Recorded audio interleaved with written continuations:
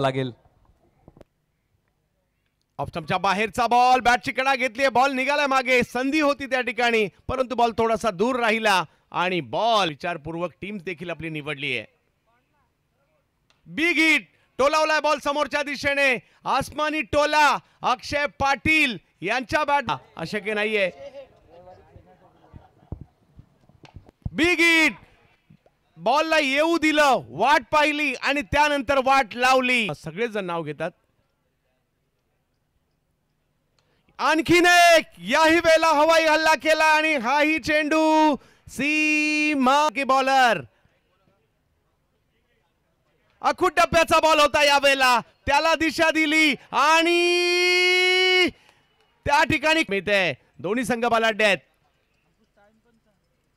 यावेळेला समोर उडवलाय, बॉल खराब नव्हता परंतु फटका त्याच्यापेक्षा चांगला होता. काय लागतो पाहूयात काय होईल. 7 मध्ये 20. अक्षय आणखीन एक, याही वेळेला समोर स्ट्रोक खेळलाय आणि काय जबर आवडीचा सुपरस्टार किरण पवार.